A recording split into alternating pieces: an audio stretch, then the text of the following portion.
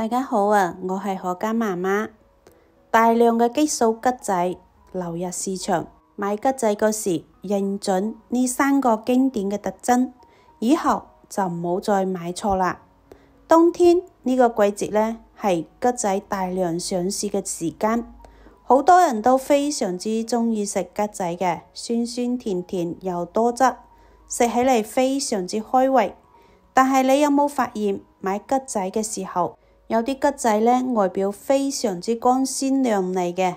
買返去之後呢，就發現佢非常之酸，好難食又唔夠水分，一啲都唔好食。有啲桔仔果皮好薄又透光，剝開嚟嘅果肉呢，乾巴巴，一啲水都冇。其實好多人都唔知道，而家市面上呢啲桔仔五花八門，好多商家為咗俾啲桔仔提前成熟，賣相會更加嘅好睇，偷偷地使用催熟嘅激素，比如以希利呢種激素，雖然喺規範範圍內使用嘅安全，但係過量嘅殘留會俾啲桔仔口感變得非常之差，長期食嘅話，可能呢會影響我哋嘅身體代謝，所以買桔仔唔能夠貪圖佢嘅顏值。今日就嚟教大家3個辨別嘅方法，學識咗以後買桔仔一定要認清楚，咪亂買啦。首先我哋嚟了解一下點解仲會有激素桔仔嘅。之前到廣西出差，偶然嘅機會去到當地嘅桔仔果園參觀，但係有啲果農透露，而家市場上競爭非常之激烈，所以呢，必須保證啲桔仔嘅質量同埋賣相，先可以賣到一個好一啲嘅價錢。而且桔仔想要質量同埋賣相都好嘅話，咁必須要使用一啲嘢，比如植物生長調節劑呢種類似激素嘅化學物質，通過浸泡、噴灑呢種方式，俾啲桔仔提前15至20天就可以上市。啲果增大30%以上，果皮顏色亦都從青黃快速轉為橙紅色，甚至可以人為控制果蒂嘅新鮮度。睇完我都非常之驚訝啊！咁我哋又如何去分辨呢啲激素桔仔呢？認準呢3個特徵啊！第一個特徵就係表皮假新鮮，自然成熟嘅桔仔表皮顏色係由青逐漸變成黃，所以好多桔仔表面會帶住淡淡嘅青綠色，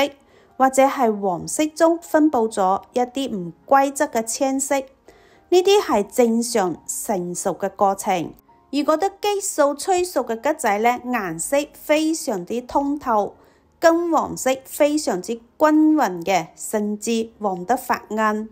冇自然光澤度，好似比上咗一層顏色咁。另外，激素果皮表皮特別啲光滑，搣起嚟又硬邦邦嘅，冇自然成熟嘅彈性。而且每次買桔仔嘅時候，我哋可以用指甲輕輕咁刮一下啲果皮，自然成熟嘅會滲出嚟密密麻麻嘅油珠。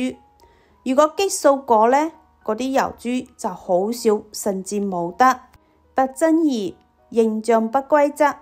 正常啲桔仔大多數都係非常之圓嘅，或者係橢圓形，大細呢又均勻，表面雖然有啲突出嚟嘅油包，但係分布好均勻，摸起嚟好光滑平整嘅。但係啲激素桔仔因為激素刺激，生長嘅速度又比較快，容易出現畸形，比如一邊大一邊細，或者表面明顯有凹凸嘅不平，甚至會長出奇奇怪怪嘅小鼓包。仲有一啲細節，激素桔仔佢嘅果詞一般都係張開嘅，好似一個小喇叭一樣。如果自然成熟嘅桔仔，佢嘅果詞係閉合嘅，或者只有一個小小嘅勾線。之前有一次喺樓下嘅超市買桔仔，成筐桔仔嘅顏色都係一模一樣，個個都係金黃色，好飽滿。但係仔細咁睇，果刺全部都係張開嘅，表皮摸起嚟呢，仲有啲黐黐甩甩嘅感覺。我當時直接放低，掉頭就走。呢種桔仔大部分都係有問題嘅，唔買得啊。第三個特徵，桔仔嘅味道唔正宗。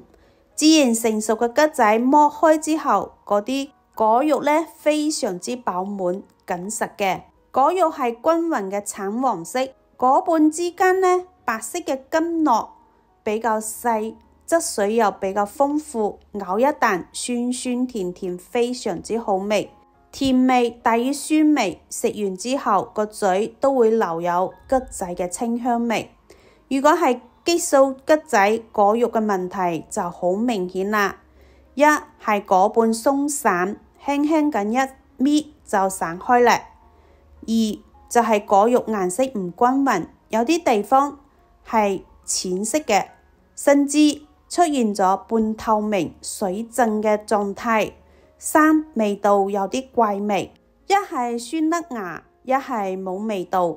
仲有就會帶住淡淡嘅苦澀味。另外，將啲桔仔搣開之後呢，仲可以睇到果核嘅。自然成熟啲桔仔，尤其係禾柑、砂糖桔呢啲品種，果核呢比較少，而且非常之飽滿嘅。激素桔仔因為生長週期短，果核往往係發育不全嘅，一係非常之細粒，一係就冇得。另外，仲要提醒大家，食桔仔嗰時一定要揀啱時節啊！唔同品種嘅桔仔成熟嘅時間都係唔同嘅。比如砂糖桔係11月下旬先至成熟，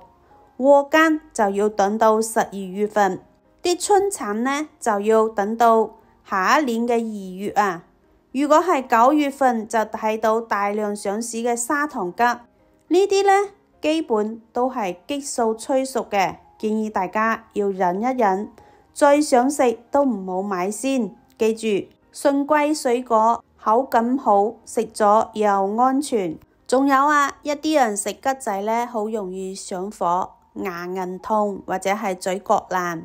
咁食桔仔呢，一日都唔好去大量去食桔仔啊，唔好超過5隻。如果係砂糖桔比較細隻嘅呢，就可以食10隻左右。食完之後多飲啲水。桔仔係一種非常之營養嘅水果，食桔仔之所以會上火，係因為佢嘅糖含量非常之高，一般都係喺10%以上。大量嘅糖分就會增加細胞嘅滲透壓，